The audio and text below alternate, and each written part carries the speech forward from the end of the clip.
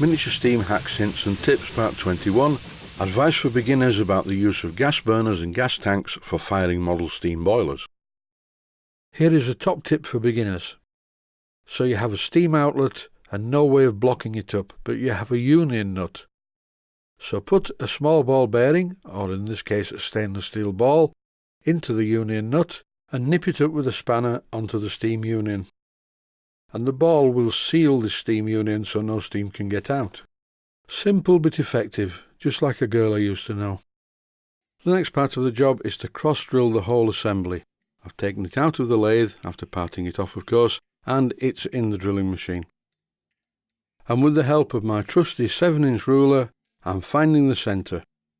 I know there are different ways of finding centres when drilling like this, and there's a scientific way of winding the handles, looking at the increments, etc., etc.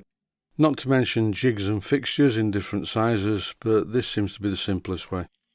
I would like to reiterate that I do this for the benefit of beginners, because simple is beautiful, and if it works, then why not do it that way?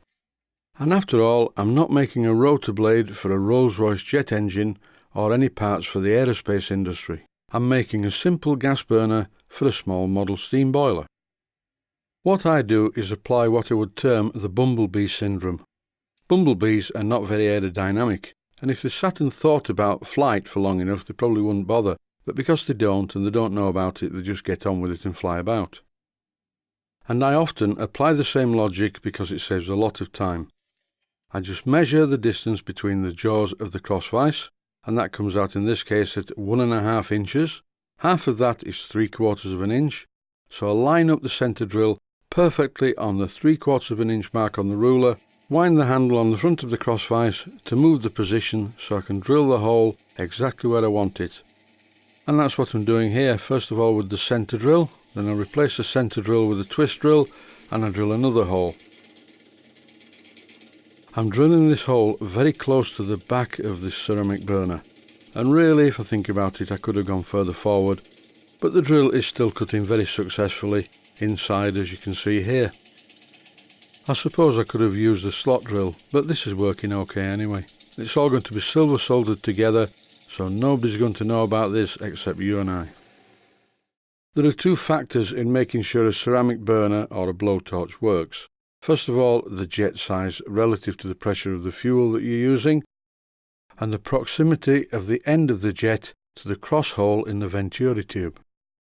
The problem I have is currently I have about 4 tins of gas, most of them are nearly empty, and just about all of the propane's gone and it's just butane. While I'm waiting for the boiler to raise steam, I'm just playing with my drain cock.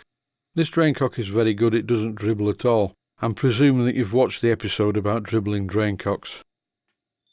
And guess what? The carbon monoxide alarm is going off. And this is probably due to the fact that I tried a few different jets out in the ceramic burner, most of which were wrong, and this obviously created some carbon monoxide.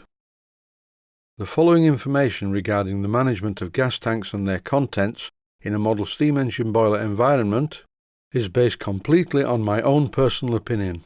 I will be discussing different ways to prevent the chilling that occurs when using liquid gas to fire model steam boilers. I do not recommend using any of these methods, and I accept no responsibility whatsoever from anyone trying out any of these methods in practice. Here are some of the methods that I've seen over the years where people have tried to prevent the chilling of a gas tank in a model boat. Already quite a few viewers have tried to preempt this section by writing in and telling me how to do it. For instance, you can put the gas tank, I suppose, in a bucket of water, but then where do you put the bucket of water in the model boat?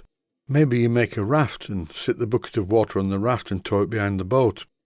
Here are some slightly more practical applications that I've seen in practice in model boats in the past.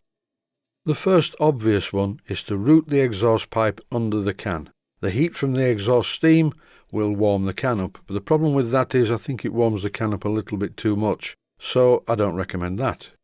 In the past, for my own personal use, I've used an exhaust pipe from a steam pump to go underneath the metal plate on which the can was sitting, and because the steam pump's exhaust is intermittent, it's only putting out the exhaust when it's pumping water into the boiler, just enough heat was generated to stop the tank from chilling.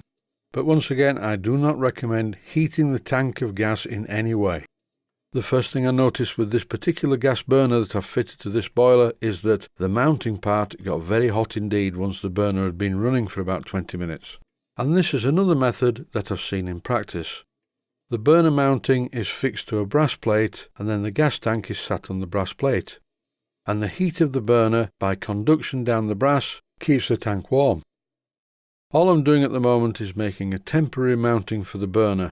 The boiler and burner and engine and condenser will be on the same plate. The gas tank will be somewhere else in the boat. What I'm doing at the moment is just cleaning the thread that I cut in the bottom of the mounting. This is a 2BA tap that I'm using. And now I've mounted the burner to the end of the brass plate. I need to cut the end of the brass plate though to clear the pump. In reality, I would fit the engine to this brass plate, not the gas tank. I've put the gas tank in position and I've now frozen this image, pardon the pun, frozen gas tank chilling, just in order to show you another method. And this method is a clever one. If you look at the gas tank, you'll notice that in the centre it has a gas valve, on one side it has a gas filler, and on the other side it has a blanking plug. And once again, for the purpose of the video, I do not recommend doing this. I'm just telling you what I've seen in the past. If you open the gas tap in the centre of the tank, gas comes out of it, which can be sent via a pipe to the burner. If you remove the blanking plug and fit another gas tap where the blanking plug was, but make sure that you put a pipe in the bottom of the gas tap that goes right to the bottom of the tank, if you open that, liquid gas comes out. So you have a situation that when you open the centre tap, you get gas coming out, and when you open the tap to the left, you get liquid gas coming out. And what a friend of mine used to do, he used to use a T-piece so he could connect pipes from both the centre tap and the one to the left to feed the gas burner, but the pipe didn't go straight to the gas burner. It wrapped around the front of the gas burner, the part that gets really hot first. Then the pipe continued to the back of the burner in the normal way where it fed the jet. And how did this work? Well, first of all, it would open the centre valve to let gas to the burner and light the burner. And after a minute or two, the copper pipe wrapped around the burner got very hot, and he would open the other tap to let some liquid gas through, which was immediately vaporized to gas as soon as it got to the part of the copper pipe that was wrapped round the burner head that was very hot. Then he would shut the centre gas valve, but leave the other one open, so the burner ran on liquid gas, much like the old petrol and paraffin burners, but using gas.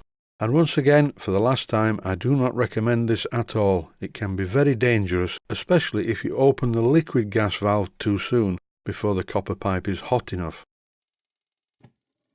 So I much prefer the slightly larger than required burner turned down, which uses less gas, which causes less chilling, and my steamboats used to sail very well indeed. And as for putting a gas tank on this metal plate, it's not a good idea because in no time at all it does get far too hot. So my only recommendation is a large burner turned down. A good amount of heat and less chilling. That's it for now. Thanks for watching and I hope you found it useful. Please take the time to visit my Mainsteam Models website. Click on the section of the website that says Video Playlists. And by doing that, you will find it very easy to find other videos that you may like to watch.